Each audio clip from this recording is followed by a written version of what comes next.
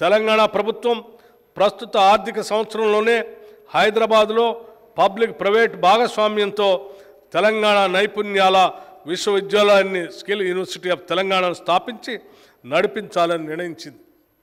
ఈ విశ్వవిద్యాలయంలో 17 వివిధ పరిశ్రమలకి అవసరమైన నైపుణ్యాలని నేర్చే సర్టిఫికెట్లు, డిప్లొమా, డిగ్రీ కోర్సుల్ని ప్రారంభం అవుతాయి. నేరుగా పరిశ్రమలో అనుసంధానింపబడి అధ్యయన ఆచరణ మధ్య అంతరం లేని విధంగా ఉద్యోగార్జనే ఏకైక లక్ష్యంగా ఈ కోర్సులు బోధనాంశాలకి రూపకల్పన చేస్తాయి. కృత్రిమ మేధో పరిజ్ఞానం తెలంగాణ కృత్రిమ మేధో పరిజ్ఞాన రంగంలో ఎంతో ప్రగతిని సాధించింది. ఈ రంగాన్ని మరింత బలోపేతం చేయడానికి హైదరాబాద్ని ఈ రంగంలో అగ్రగామిగా తీర్చిదిద్దేందుకు ప్రణాళికలు సిద్ధం చేస్తున్నాం. మన నగరం భవిష్యత్తులో కంప్యూటర్ పరికరాలతో అత్యాధునిక కృత్రిమ మేధో పరిజ్ఞాన పరిశోధక కేంద్రంగా రూపొందించబడుతుంది. తెలంగాణ కృత్రిమ మేధో శిఖరాగ్ర సమావేశం హైదరాబాద్లో ఈ సెప్టెంబర్ 5-6 తేదీలలో జరుగుతుందని ప్రకటించడానికి ఎంతో ఆనందంగా ఉంది. కృత్రిమ మేధో పరిజ్ఞానం అందరికీ ఉపయోగపడాలి.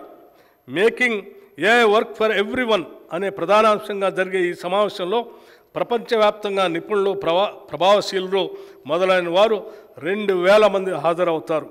ఈ సమావేశం రంగంలో తెలంగాణ యొక్క పురోగతికి చాలా దోహదపడుతుంది. తెలంగాణలో ఇంకా ఫైబర్ గ్రిడ్ సౌకర్యం లేని మారుమూల ప్రాంతాలకు దాన్ని విస్తరిస్తాం.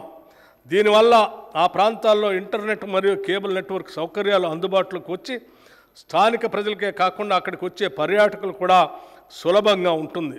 ఎకో టూరిజం అభివృద్ధికి కూడా ఈ ఫైబర్ గ్రిడ్ దోహదపడుతుంది. ఒకప్పుడు తెలంగాణకు గర్వకారణంగా ఉన్న నిజాం షుగర్ లిమిటెడ్ పలు రకాల ఒడిదుడుకుల కారణంగా మూతబడింది. దీన్ని ఇప్పటి వరకు ఎవరు పట్టించుకోలేదు. దాన్ని పునరుద్ధరించడానికి ఏమాత్రం ఆసక్తి చూపించలేదు. కానీ మా ప్రభుత్వం వచ్చిన వెంటనే మేమిచ్చిన మాట ప్రకారం నిజాం షుగర్స్ లిమిటెడ్ పునరుద్ధరణకు జనవరి 2024లో ఒక కమిటీని నియమించాం. త్వరలోనే తెలంగాణ ప్రజల చిరకాల స్వప్నమైన నిజాం షుగర్స్ లిమిటెడ్ని తిరిగి ప్రారంభిస్తాం. మన చేనేత అన్నలు నేసే ఒక్కొక్క వస్త్రం ఒక కళాఖండం. గతంలో ఎంతో ప్రభావం కలిగిన ఈ రంగం తక్కువ ధరలతో తక్కువ సమయంలో ఎక్కువ వస్త్రాలు తయారు చేసే పవర్ లూమ్ ఫ్యాక్టరీలతో పోటీ పడలేక దిగాలు పడింది. ఈ రంగాన్ని చేతి నుంచి ఆదుకోకపోతే మన చేనేత కళలు శాశ్వతంగా అంతరించిపోయే ప్రమాదం ఉంది.